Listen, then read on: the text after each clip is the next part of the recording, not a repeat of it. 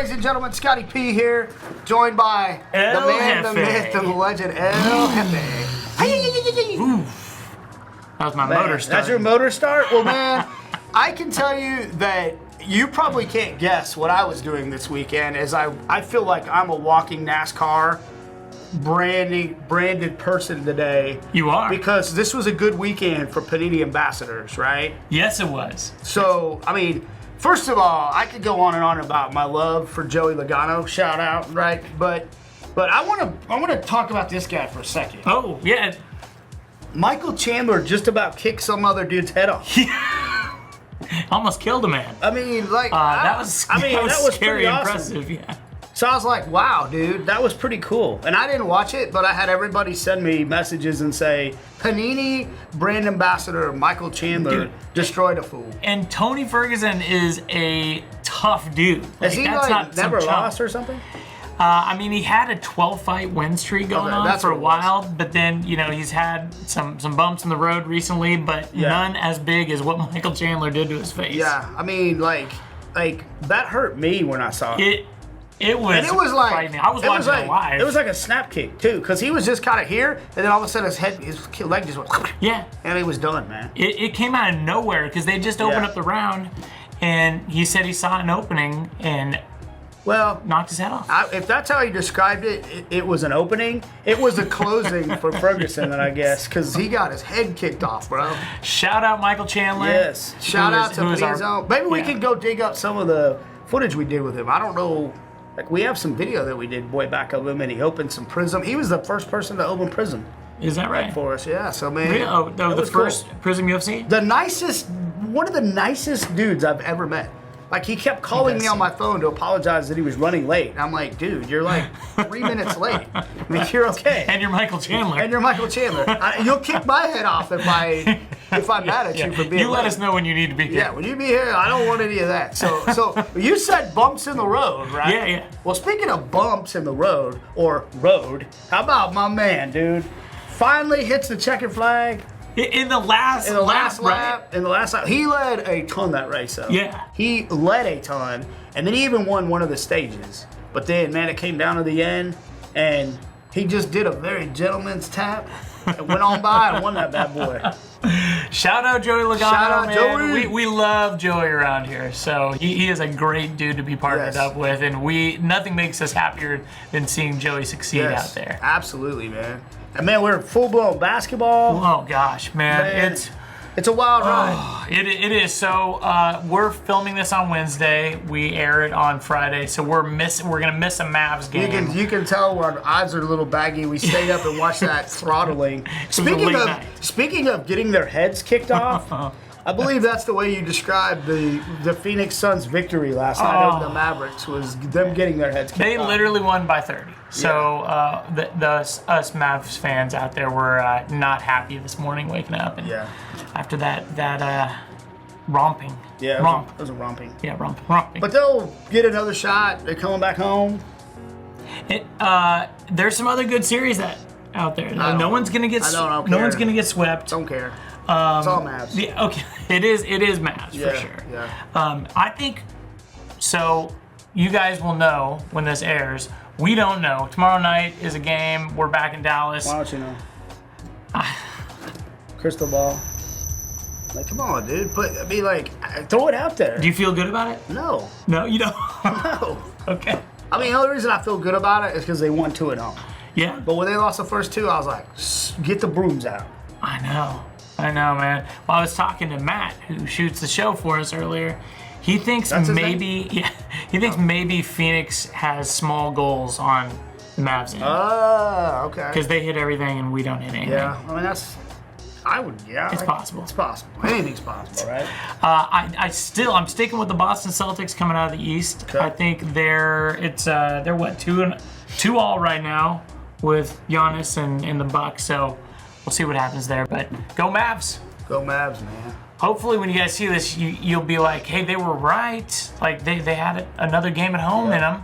And they won't be like, these fools, they lost and it's over and they're still cheering for them. Yeah, that's true. But I'll tell you, I will say this, because we've done some pretty cool horse racing cards. in the past. Is that right? But dude, I will tell you this. Yeah, we did. We did some cool. We got Secretary. I thought this was a troll job. We Okay. got Secretary of Saddle at one point. It's Is like that one of the right? more popular cards we've Wow, done. Yeah, that's seriously. cool.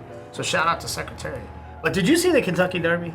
The I longest. heard it was. Was it the second longest shot of all time? I Yeah, think there yeah, was. the second I think biggest there was one in like upset. the 70s or something or 60s. But it that was bigger. 81 to 1 odds Yeah. or something It crazy. went up, yeah. And that thing was like 18th around the corner. And then it wins. And that drone, have you seen the drone footage of it winning? No. Crazy. Amazing. Did you have any money riding on it? No. I don't know. I'm just, it was cool. That's what. Like, No, I but love for a good something, upset story. for something like that to happen, it's amazing. It is. Like, it's incredible. So, did any of the other people that were seated high finish high, or I was think it all the upsets? 1-2 were running. They were running at the front, and then he Okay. beat them, and they finished like second, third, top Gosh, five. It's crazy. what a wild, man. Why did we put some money on that? We could be living on yachts. Because we right put now. money on cards. That's a good point. Yeah. That's what I mean. He just wins one week. We win every week with cards. That's. And speaking of Fair. cards, like we got cards coming out, right? We do. So this week we have Crown Royal Basketball, which 2021-22 Crown Royal, and we have 2022 Diamond Kings Baseball. Yeah, I'm gonna let you in a little secret. He actually had to pull in some favors to get this done. I had to track I that walked one in down. here to get ready to film this, and it wasn't here. He just started And then I yelling. went to get my water. I did. Flipped the Well, table over, and he was like, I mean, "You I'm know like- what to do. I'll be back." I know. I mean, like, get it done, son. Get it done. Like, I just said to him, I was like, dude, do you need to walk around the building and just tell people, do you know who I am? I'm Jefe. Right? Yeah. It's like, listen, I got a podcast to shoot. Yeah. I need to track this product down. He did. He got Diamond So Kings here we are. Baseball, so hot off the presses. So you are doing what now? I mean, I heard you got a special guest. So we're interviewing Brett Whiteley, who is the Wow. NFT dude. So, like, the interview that you've scheduled 15 times and canceled is now going to happen? That's. I mean, all Shout these out- people. shout out to Brett's all schedule. these people that have been tuning in every week that are like, Brett's on, and you Brett. let them down every week. You're not. I mean, I don't know. I'm just gonna wait and see if he He's appears. busy, man. He's gonna Brett- have a hologram right here. So, he Brett- does NFTs, so there'll be like an NFT sitting right here of Brett. Anyone who's into Panini NFTs knows Brett Whiteley. He is involved in everything Panini NFT, but then he also does physical cards too. So he is busy. He's super busy. So let's go to his interview. Hello. Back with our interview. This has been an elusive interview. Been trying to get this guy in the Hofer hot seat for months, dare I say? At least weeks. This is Brett Whiteley. He is our resident NFT guy. He's brand manager over blockchain, brand manager over our collegiate brands. Are you brand manager over anything else? Just those two for now. Just to just frame this for you guys. The brand manager over blockchain is definitely a full-time job unto itself. So I have no idea how he's able to manage anything with the collegiate brands, but somehow he squeaks it out. I assume that's why I don't always get an email response from you. I mean, it takes a team. It's more than just me. Of course. I've got Touche. great teammates over there. We've got, it's not just me. We've got our director, Tim Trout, who kind of helps, keep us in line with everything. Shout out Tim Trout, he was on the show. Yeah, Philip Lindenbaum, he's brand manager as well as myself. He works hand in hand. We talk extensive hours every day, even after work, on the NFT stuff, the collegiate stuff. And then we've got two great assistants that are newer to the company with Misha and Tommy that are, still getting the ropes of things and jumping in and helping and just kind of picking up what they can. But no, it's not just me. I know, but you're the face of things a lot of times especially with NFT. I don't know why they picked this face. But Well, how long have you been at Panini? so I've been here a little over 6 years now. I started on the basketball team. Okay. With David Porter, Keith Howard, Lucas. I worked with them for around 3.5, 4 years, and then got moved over to, as we started to develop our blockchain and NFT products, as well as helping with collegiate stuff at that time under Ben Eklar. And that's where I've been ever since. So I want to table that. You mentioned getting segue into NFTs. What were you doing prior to Panini? Everybody here is from Beckett at some point in time. Were you Beckett? Not me. Okay. I was selling phones at AT&T. You were? All right. We cross paths all the time here. We're on a lot of the same calls.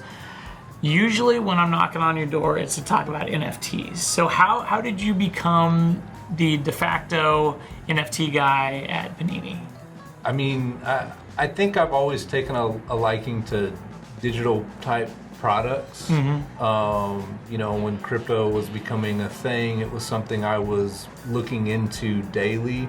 There was a small group of us, myself, Thomas, Barchi, and Andrew, that kind of helped build the first Dutch auction products, back in late 2019 that launched in early 2020. Of the group, they just kind of needed to pick somebody to kind of spearhead it and kind of look over it full time, and I just happened to be the guy at the time.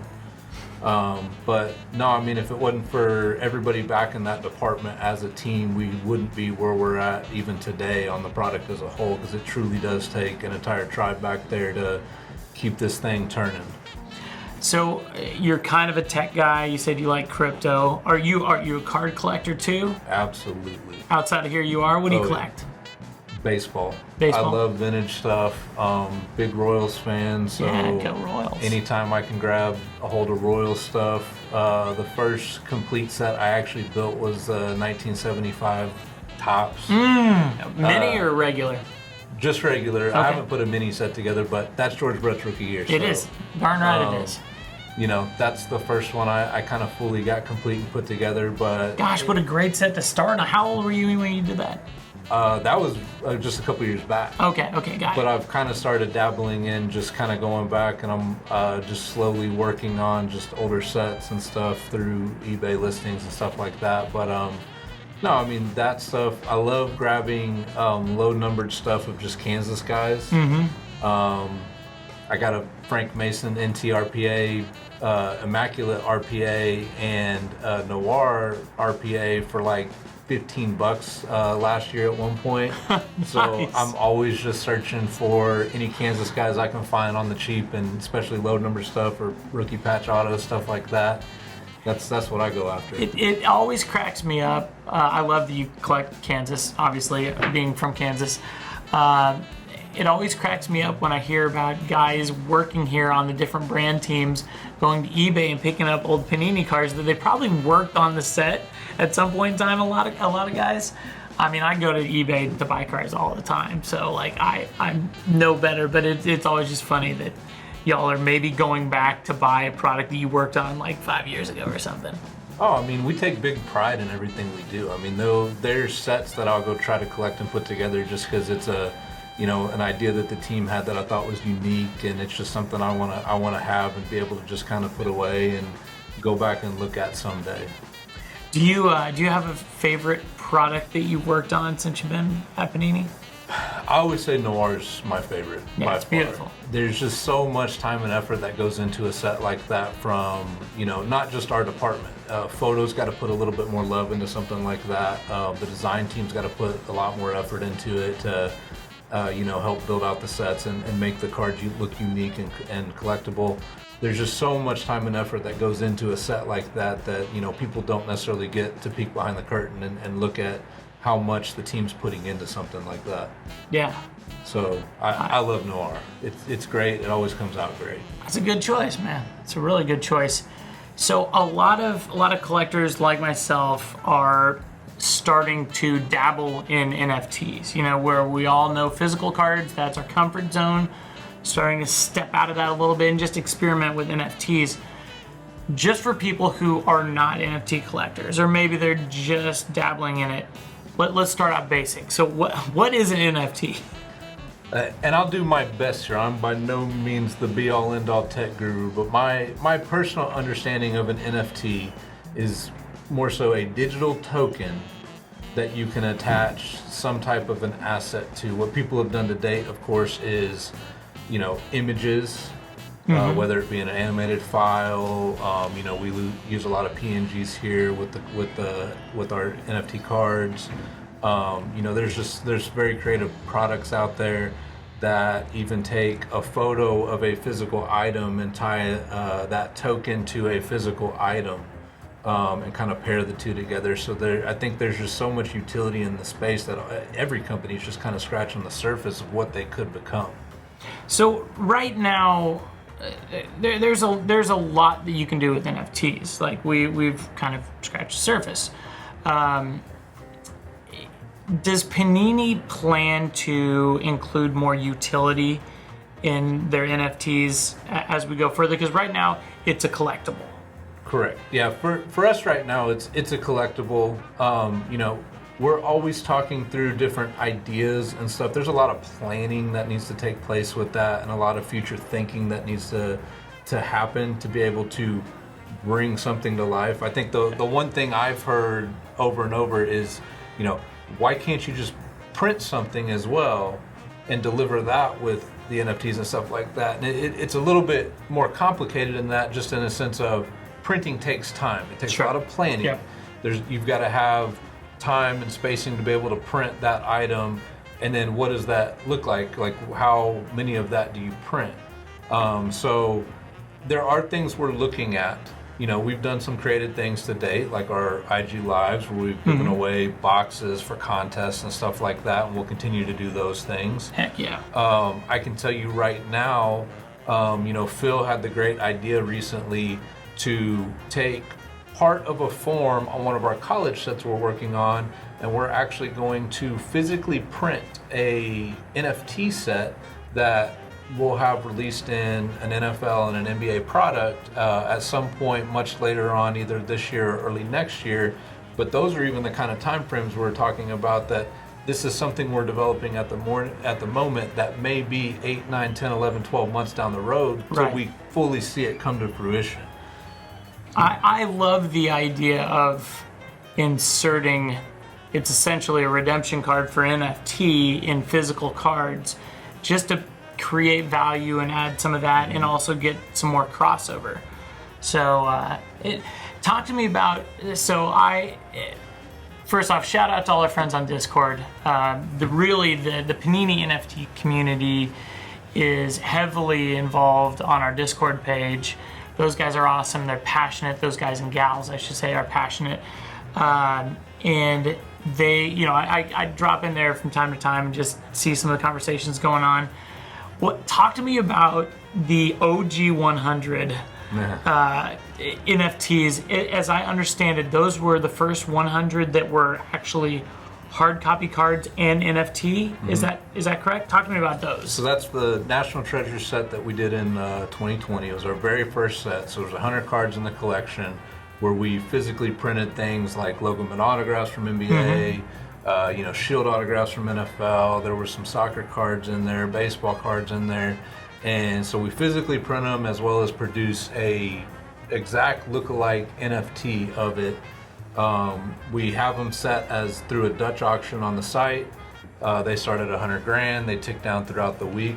But those some of them go to $100,000. We've had the Luka recently that actually went for $100,000. But you know, I think everything that could go right with that set went right with the set. You know, and in some sad ways, in a sense of, I mean, with Kobe was in that set, and it was truly the one and only set that he's ended up being in it to this point.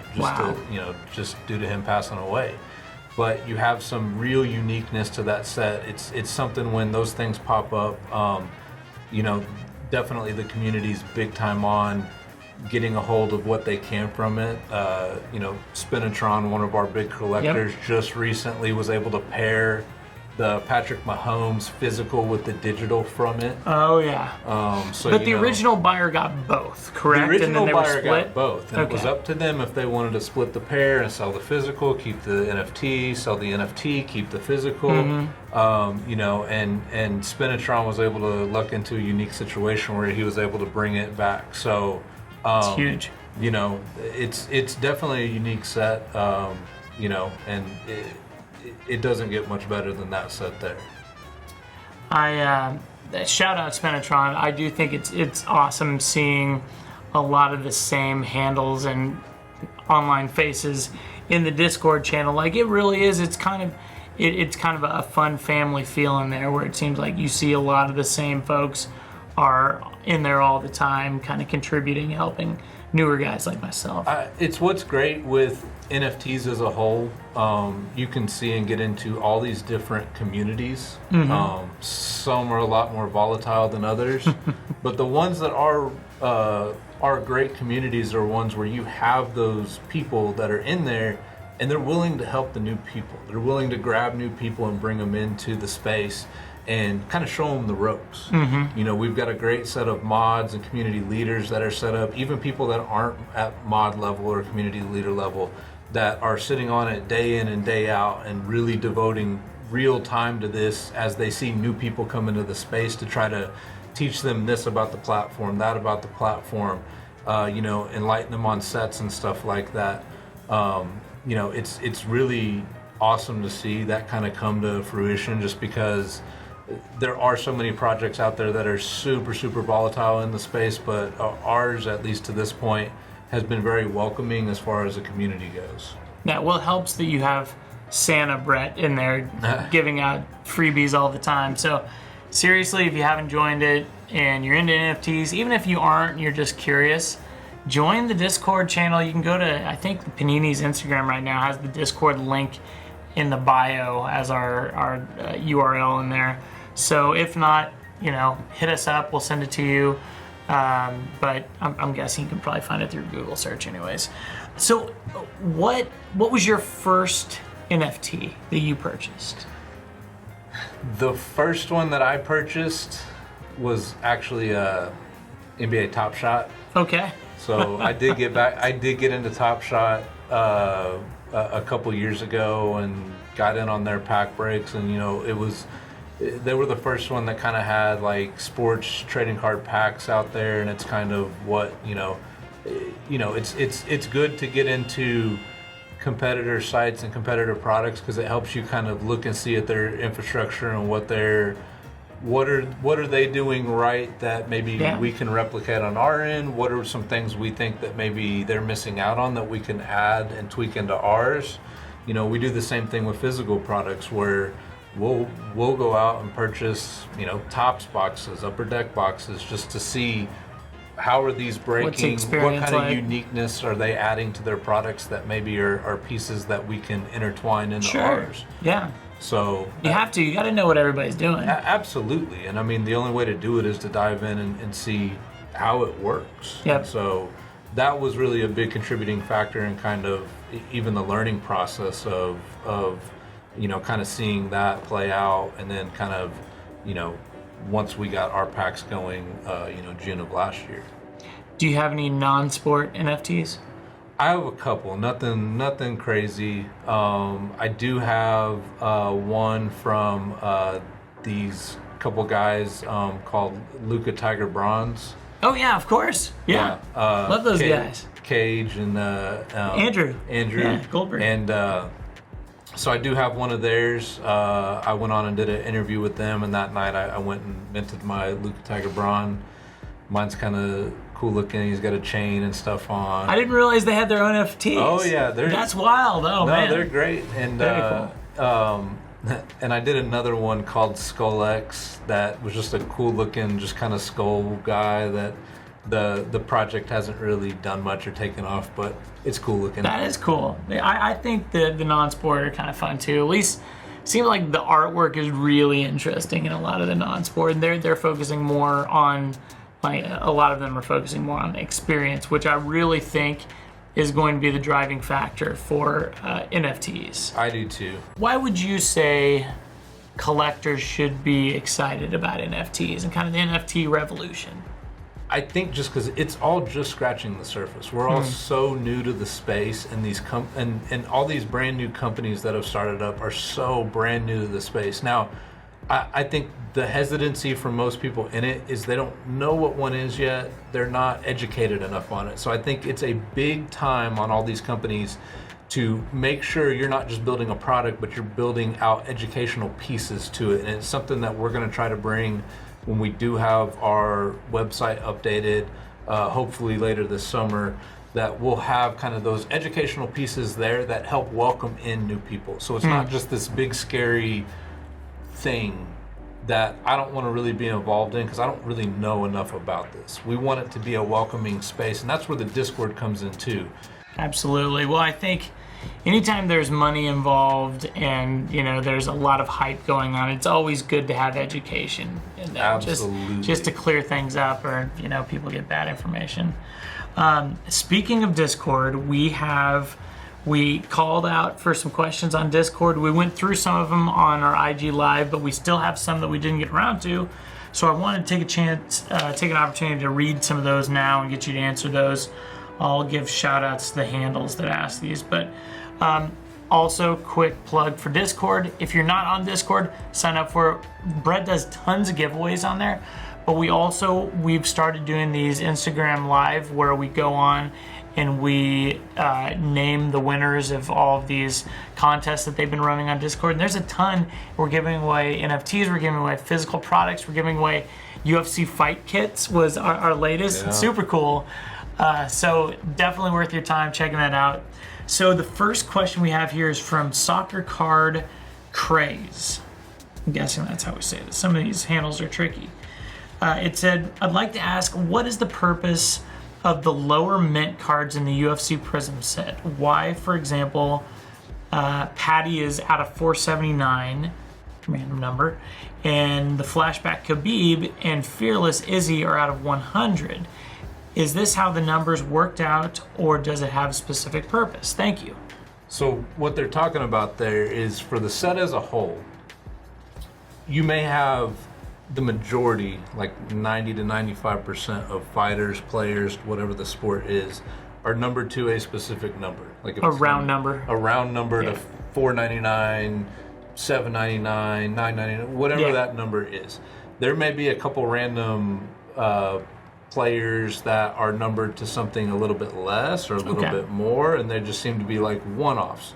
The reason for that is if we need to mint to a specific pack count, we do that to lower that so that the numbers hit exactly where we have 0 NFTs left over after we've minted all the packs. Got it. And the reasoning for that is we want everything to be available in the packs. We want it to be able to where I've got a shot at any of these, and there's not any that didn't necessarily get packed out within the process of the mini process. So makes sense to me. yeah, so that's why you'll see weird ones like that. Every now and then you'll see a weird one like everybody likes to call out. There's a Lou Dort in actually the Prism basketball from this last year that's just numbered to 100.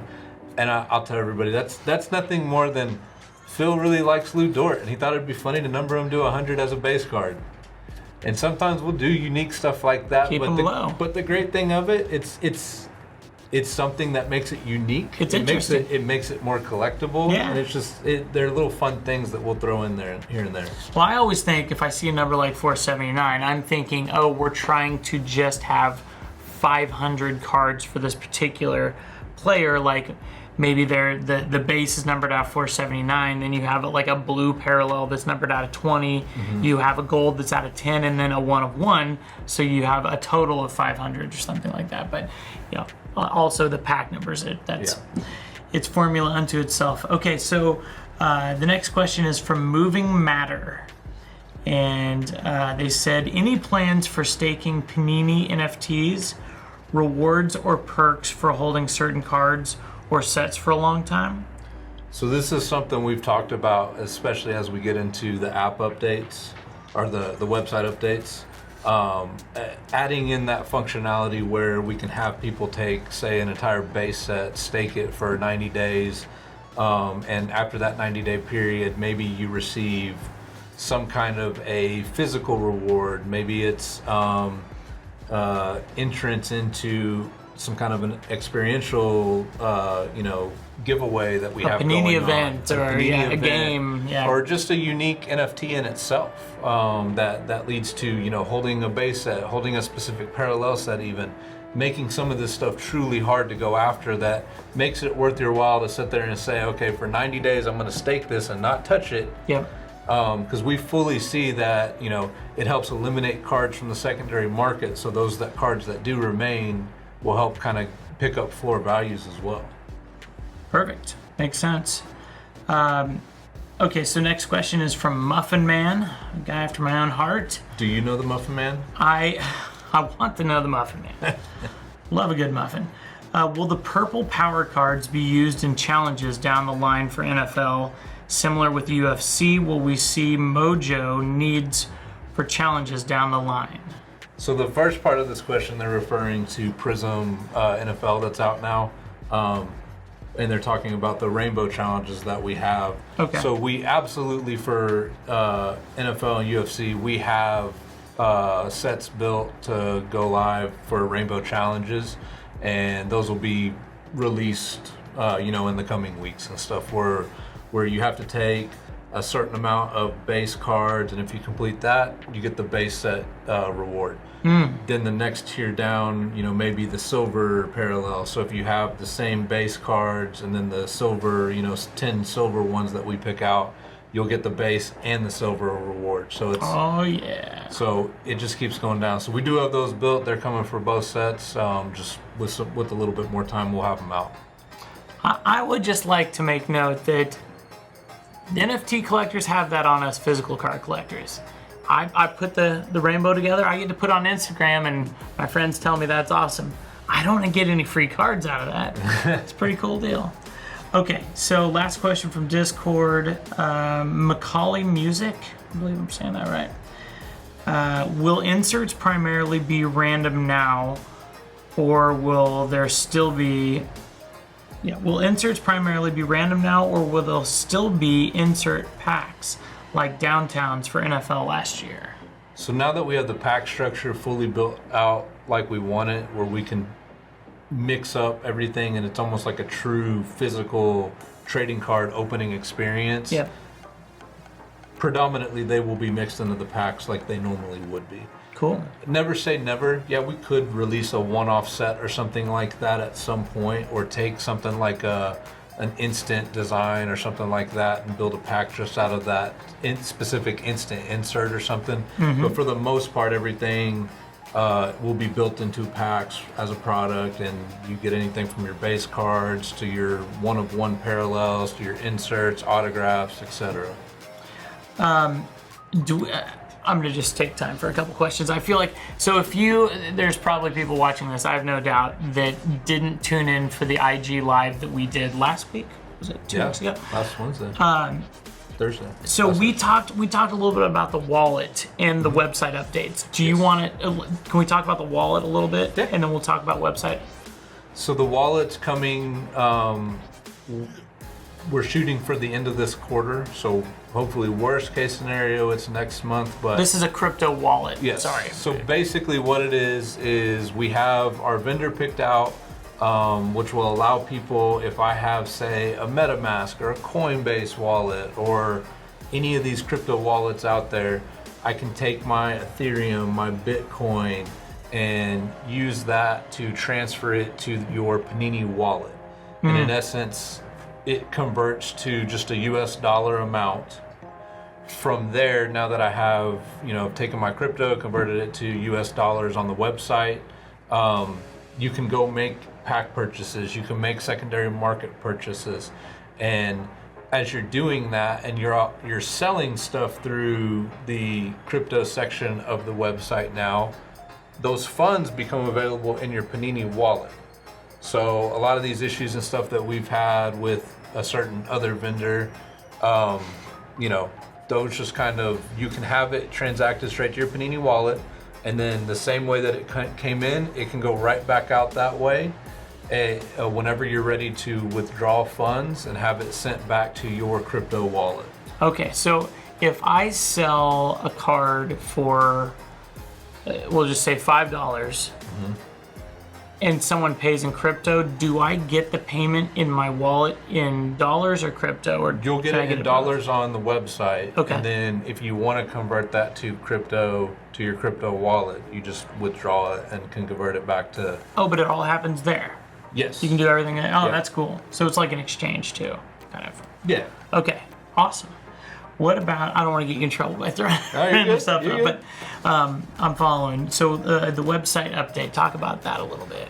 So the website, we're just looking to revamp and kind of freshen it up, kind of differentiate it a little bit, make it look a little bit different from the physical section of the website, so people truly know when they're in that section, man, I'm in the Panini NFT section of the website. There's a lot of things that we're looking to kind of implement as we dive into that. The dev team's hard at work on the wallet at the moment. They've literally got every resource they can, just diving into that day by day right now. Sure. Once they get done with that, the website revamp is kind of their next big project. But we're looking to do things like simplify how you see your collection. Right now everything's just kind of, I like to call it just a jumbled mess within. When I click on my Prism NBA collection, it's just there's no order to it, anything like that. That order will come back to place. It'll almost look like the challenge section where you have like grayed out cards that aren't in your collection.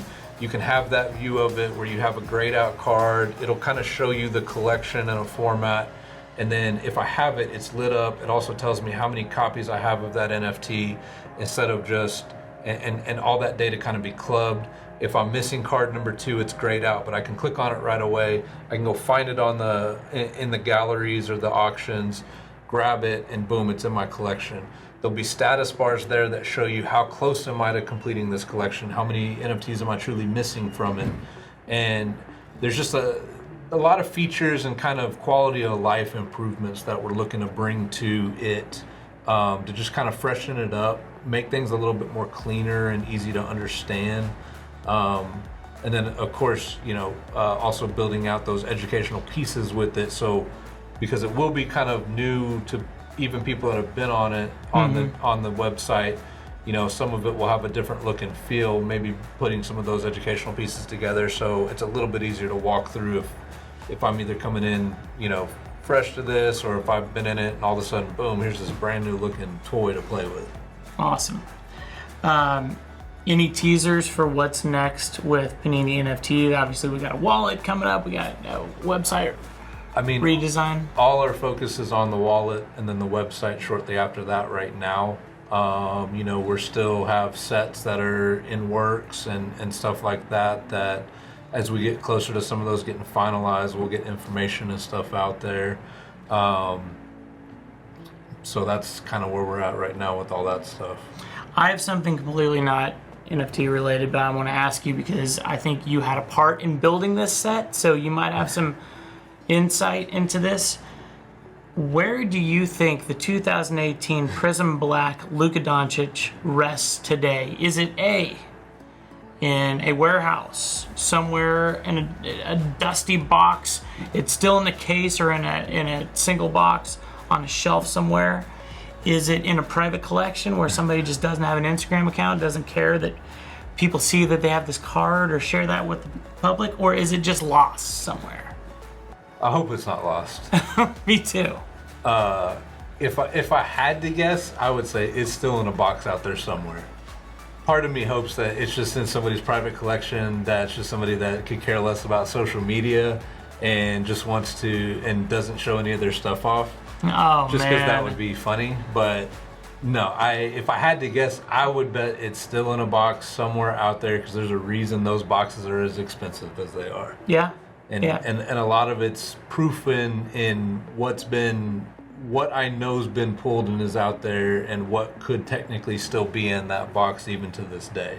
You were on the product development team for that particular product, right? I was still on the basketball team when during the entire 2018-19 basketball season. So I did get to work with Keith and Lucas and David Porter and Brandon Kennedy on all those products for that year. Did you ever see that card?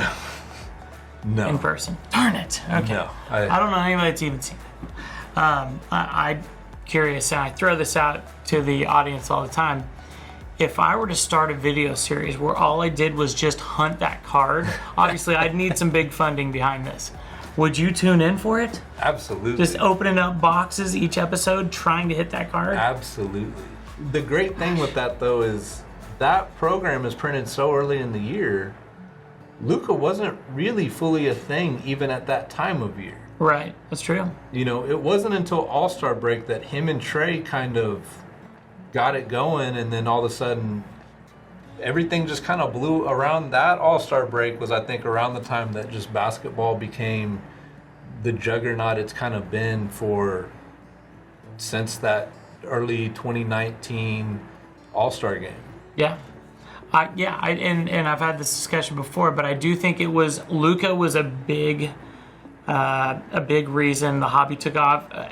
A little bit before him, Shohei Ohtani was a big hobby darling, and the two of those guys hitting the market with all the collectors behind them, man, it went like a rocket ship. It's been a great run of rookie classes for really all the sports. Yeah. I mean, you had Judge Ohtani, you had Luka Trey. Football, the amount of quarterbacks recently, I mean, it's been absolutely just a phenomenal run. It has. But no, I mean, yeah, that's the fun thing with all this stuff, is seeing kind of the rookies develop. We know like that's a huge part of the market, and everybody kind of sticks their flag in the ground when it comes to certain rookies early in the year, but then seeing who truly develops as that year progresses. Mm-hmm. You have unique years where the LaMelo year or the Lonzo year, where Lonzo kind of carried that flag up until All-Star, and then Tatum and Mitchell just absolutely took the hobby and ran with it from there on out the rest of that year. Same thing with the Luka and Trey class. Even though they weren't those first couple picks, that was Ayton and Bagley. Everybody's eyes were on kind of Ayton and seeing what Bagley did out in Sacramento, and then Luka and Trey were there, but man, when that post All-Star game for them is when they really just took off, and we just saw things go just completely haywire after that. It was crazy. I think if you were in Dallas, you probably caught a little buzz about Luka before All-Star break, but you're right, the All-Star break, seeing he and Trey out there, man. That was obviously they weren't at that All-Star because they're rookies, but that's when things kicked off. Dude, thank you, Brett. I appreciate your time. Of course. Good to finally get you in here. If people want to find you, is the best spot to find you just on Discord? Just on Discord. And you're got your handle up here. Jayhawks86. At Jayhawks86. There you have it. Thank you, buddy. Appreciate you. See you guys later. All right. I told you he was busy. Was he on?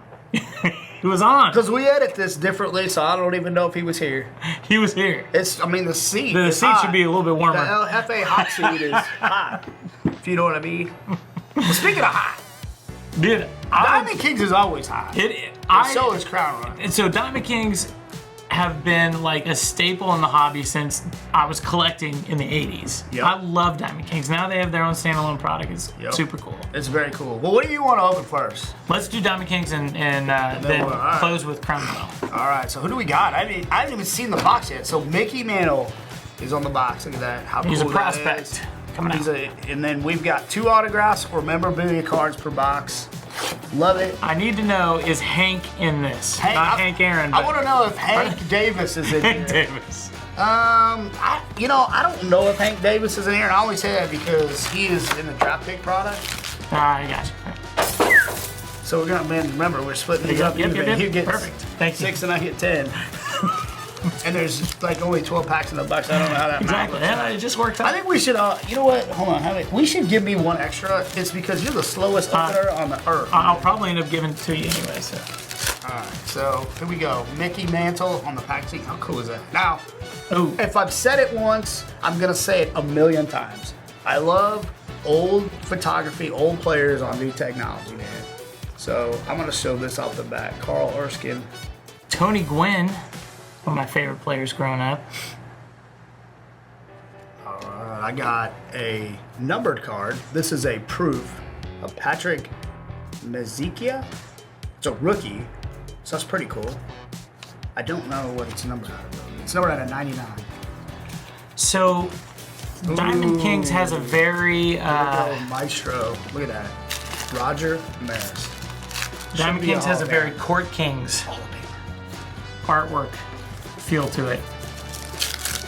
For those of you who are not familiar with the Diamond Kings product, but you are familiar with the basketball Court Kings, it's essentially your Baseball version. Oh, that's cool. Jose Siri. Ooh. Speaking of superstar, Gallery of Stars, I don't think it gets any bigger than Wander Franco right now, especially in our hobby. Wander. Oh, you know what? I'm going to show my boy AJ Alexi. He's been at the office. We saw him at spring training. Good dude. Do you think people call him Hank? Why not? Why not? All right, but Bambino himself, Babe Ruth. Love it. Some classic players on Like, new it's technology. so cool to see like a Babe Ruth card on modern stock. It is. All right, I'm getting our first hit. Whoa, man, I've got Wander Franco magic here. Oh, did you get an auto? Yep, no, it's a mem card, a dual mem card, a Very Wander cool. Franco. So it looks like a piece of bat and jersey. So Oh, so they've got levels to, there's levels to this game. But the rookies, similar to Court Kings, have levels. This is level 3. I'll show you guys let's see, on the top there. 3, so it goes up to 4. 4 being the least abundant. So I got an aficionado. Love that, man. I love the color. Some of the inserts have really the color pops. So this has an interesting texture to it. Is that just the paper stock? Yep. That's This kind of cool. makes it gives it the appearance of, there's Griffey Jr. It gives it the appearance Artwork. of being like on a canvas. Yeah. Which is Love cool. that. All right, so Gallery of the Stars, Cody Bellinger.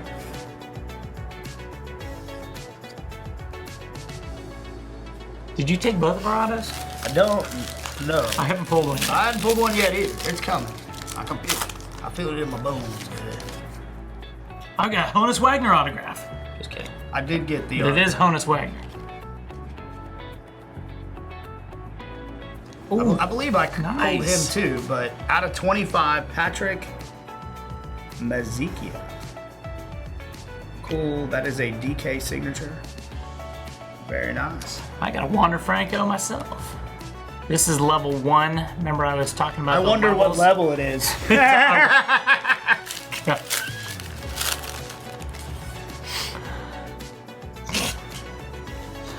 And I'm done. You're done? Done. Look at that. We timed it perfectly. I'm gonna end. I'm with, going to show something else. I'm gonna end with this. Let guy. me show you something. So I got one of the bordered cards. So some of them, like insert wise, have a border, and there's an old school player. So that's pretty cool. I like that. I got this Artist Palette Ryan, don't call me Ryan, Don't call Sandberg. me Ryan. Ryan. Oh man, I love it. I love it, Very man. cool. I love that set. Like you said, it's got history. It does. It goes back to the 80s, and it's just a fun set. Do you remember as a kid looking for Diamond Kings? I do. Opening up old Donners? do. That was awesome. I love it. Find one autograph and one memorabilia card per box. Right there, we got Cade Cunningham on the box. I'm already in. You already in? Now this guy don't mess around when it comes to basketball. He's like, take let- my baseball pass, please. Let me just let me mention this before we open anything. Crown Royal is the home of Kaboom this year. So you know sometimes it goes with different brands. It's back in Crown Royal. We all love Kabooms. If you're out there, holler at your boy.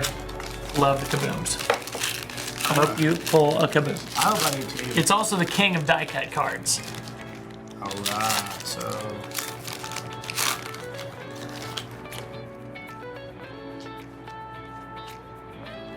All right, so here's our base. Oh, cool. Some base card, or I mean that's a rookie, but So I got the Cade Cunningham base rookie. Base. base. All right. Now my mem card here is Kevin Knox, and if you're talking Heat, dude, I just pulled it, bruh. Did you really? I pulled a Heat piece. Oh. Talking about Cade Cunningham. How about a Is that Cade the auto? Cunningham auto out of 25? Oh, that's a dope card. Yeah. Nice work. Yeah. Well, I can't outdo that, but I did get a Brooke Lopez mem card. Brooks Lopez. Take your Brooks Lopez. Oh, hey. Eric Gordon. Oh, that's cool. So it is. This is a jersey auto. Eric Gordon out of 99. So the rookie silhouettes, which look similar to this, but they're obviously rookies. So I pulled a test big of deal. time. Carmelo Anthony out of 25. Oh wow! What you're talking about? Cool. I mean, a good box. So this, two good boxes. So this is well, You got Cade. this is like a purple kind of cracked ice on the outside out of 25. Chris Paul. Man, it's just a fun product to And open. then also the last one, because I got some inserts where you just got parallels. So I got a rookie royalty, Trey Murphy. So I got a couple different versions than you. Dude, let me see that Cade. Yeah. It's the last time you're gonna see that one. That is a wow. That's an awesome card. That's cool. I like What a that. beautiful. Let's show that one more time, man. That's a beautiful card. Nice work, Scotty P. Thank you. You did it. Thank Made you, it El happen. Jefe. All right. Well, You might be El Jefe in name, but today I am El Jefe in opening packs. very true. Very true. My man. Oh yeah. See you.